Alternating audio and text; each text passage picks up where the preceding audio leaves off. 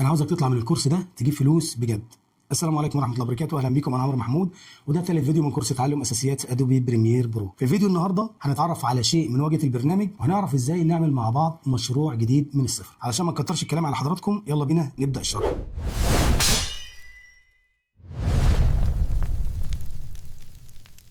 بص بقى يا سيدي، بكل بساطه علشان نمشي مع بعض خطوه بخطوه.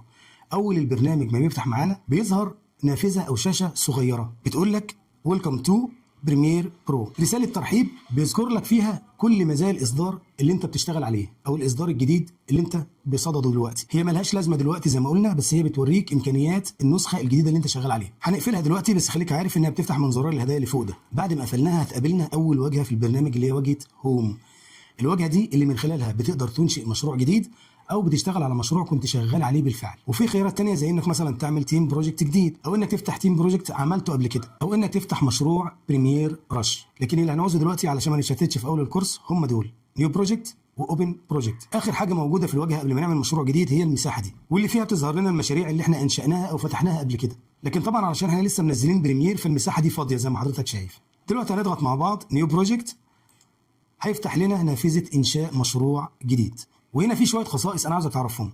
اول حاجه بروجكت نيم، واللي باين من اسمه انه بيطلب منك اسم المشروع. انا مثلا هكتب اسم المشروع تيست 1. وتاني حاجه عندك على طول لوكيشن، المكان اللي انت هتسيف فيه المشروع بتاعك علشان ما تتوهش وتبقى عارف مشروعك فين. وهنا بنحط مكان حفظ المشروع على الجهاز. وفي هنا ملحوظه مهمه علشان النظام بعد كده، وهي ان احنا هنعمل مع بعض فولدر نسميه بريمير بروجكت. الفولدر ده هنحط فيه كل المشاريع اللي هنشتغل عليها علشان نكون منظمين ومفيش اي مشروع ده مننا. خلي بالك، برنامج مونتاج يعني نظام. بكل بساطه هنضغط على السهم ده وهنختار شوز لوكيشن، هيفتح لك الفايل اكسبلورر، وهنا هتختار اي مكان مناسب ليك. المهم تكون انت عارف انت بتسيف حاجتك فين علشان ترجع لها. انا هنا مثلا هروح على بارتيشن اف وهعمل نيو فولدر، رايت كليك نيو، وبعد كده فولدر هسميه بريمير بروجكت. بعد كده هندخل جواه ونضغط سيف.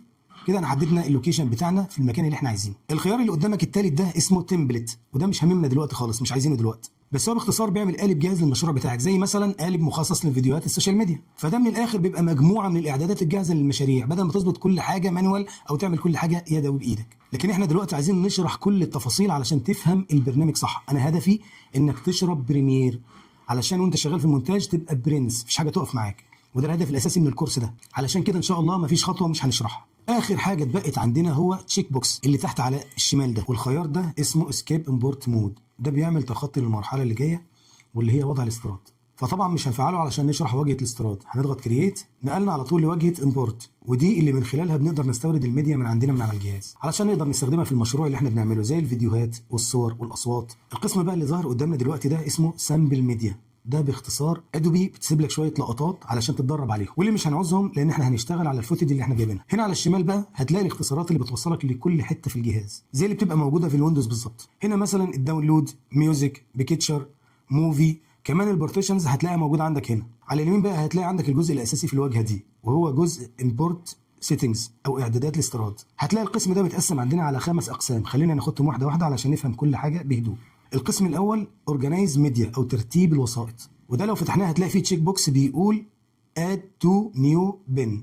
بن دي في بريمير هو الفولدر في بريمير اسمه بن. فهنا بيقول لك يعني لو انت اخترت اي ميديا من على جهازك هتدخل لك في فولدر بدل ما تدخل عشوائيه. وتحت خاصيه نيم بتكتب اسم الفولدر زي ما قلنا، ده بيبقى بشكل افتراضي اسمه بن.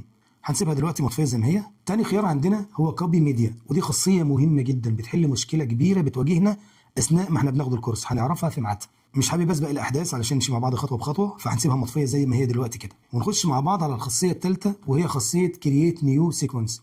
دي بتنشئ سيكونس جديد في المشروع اللي انت بتشتغل فيه. وسيكونس ده نقدر نقول ان هو الحاويه اللي بيكون فيها كل اللقطات والمؤثرات الصوتيه وكل العناصر اللي انت بتحتاجها علشان تضيفها علشان تقدر تطلع فيديو في النهايه. لكن السيكونس احنا عايزين نعمله لما ندخل على واجهه البريمير. ندخل دلوقتي مع بعض على الخاصيه الرابعه اللي هي اوتوماتيك ترانسكريبشن، والخاصيه دي بتخلي البريمير يتعرف على الصوت اللي في الفيديوهات واللي انت بتعمل له امبورت من الميديا بتاعتك. بيقدر يحول الصوت ده لنص تقدر تستخدمه بعد كده كترجمه تلقائيه للفيديوهات. برضه هنسيبه مطفي علشان هنشرح كل حاجه في وقتها.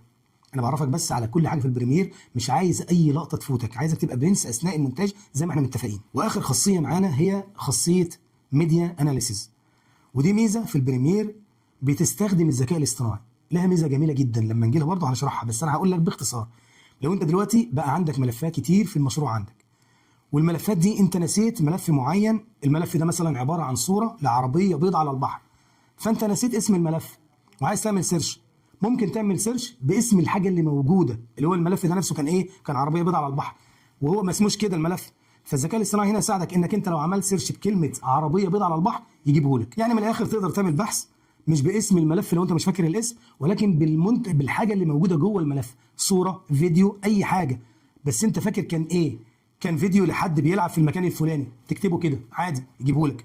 كان عربيه بيضة على البحر، كان في شجره خضراء مثمره ثمره مش عارف ايه، الحاجه اللي انت فاكرها في الملف نفسه، مش لازم اسم الملف. طبعا المشكله اللي عندك بس هي اللي هتقابلك، ان كل السيرش هيبقى باللغه الانجليزي، لان ادوبي لحد دلوقتي ما بتدعمش اللغه العربيه. عموما الميزه دي مش هنحتاجها دلوقتي، لانها بتبقى عامله ضغط قوي اثناء الشغل، لان دي بتعالج كل الملفات اللي انت عامل لها امبورت عشان تقدر تجيب لك الخاصيه اللي انت عملت عليها سيرش بالحاجه اللي انت وصفتها. فاحنا كده كده مش محتاجينها دلوقتي، هنطفيها دلوقتي برضو وهنعمل سكيب. بكده نكون عدينا شاشه الامبورت ودخلنا على واجهه بريمير اللي هنقضي فيها تقريبا اغلب شغلنا في المونتاج. زي ما انتم ملاحظين الواجهه بتاعت بريمير عباره عن بانلز او لوحات، كل بانل او كل لوحه منهم ليها وظيفه معينه، وترتيب البانلز دي بيختلف على حسب الورك سبيس اللي احنا مختارينها. يعني كل ورك سبيس بيحدد شكل وترتيب اللوحات اللي قدامنا دي. احنا الورك سبيس اللي احنا محتاجينها او هنشتغل عليها اسمها اديتنج. الورك سبيس اللي متاحه دلوقتي او اللي هو بيفتح عليها تلقائيا الشاشه ليرنينج، دي مش عاوزينها. هنغير بقى منين؟